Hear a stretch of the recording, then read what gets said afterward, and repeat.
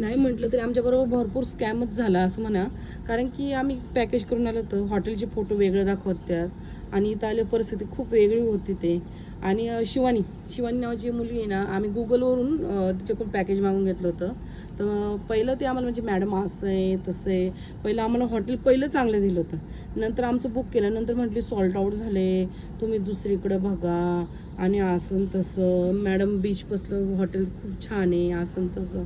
तर मी कालच रिप्लेस करते, पण मिस्टरांनी काय ऐकलं नाही. म्हणून ठीक आहे, ओके चला जाऊन दे, आपण 300 रुपीज काय पे केलेलेच आहे. आणि नंतर इथं आलं हे स्कॅम.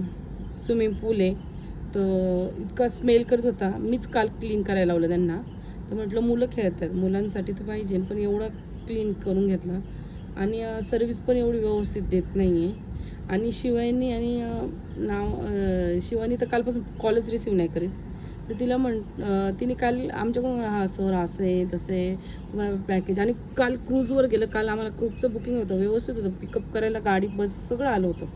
तर नंतर आमचा टायमिंग हे झाला, पण आमच्याबरोबर 7 लोकांना सुद्धा तिकीट्स असून सुद्धा क्रूजवर राईड दिलीच नाही.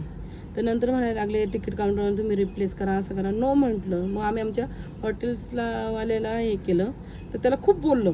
माझ्या मिस्टरांनी भरपूर लोकांनी त्याला बोललं. तर आम्हाला उद्याचं क्रूजचं टायमिंग पाहिजे, कारण की काल निवांत होता. कालचं आमचं काही फिरणं नाही झालं गोव्यात. तर आज आम्हाला म्हणजे पॅकेजतर्फे आहे, फिरणं आहे, हे आहे ते आहे. पण नंतर म्हणायला लागले की असं तसं आम्ही नाही हे करू शकत. पण आम्हाला क्रूजचं पॅकेजचं असं असं बोलले. तर तुम्ही जर गोव्याला यायचं असेल तर व्यवस्थित पॅकेज बघा, व्यवस्थित हे बघा. शिवानी नावाची मुलगीचा जर कॉल आला असेल ना, तर तिच्या विश्वासावर विश्वास ठेवू नका.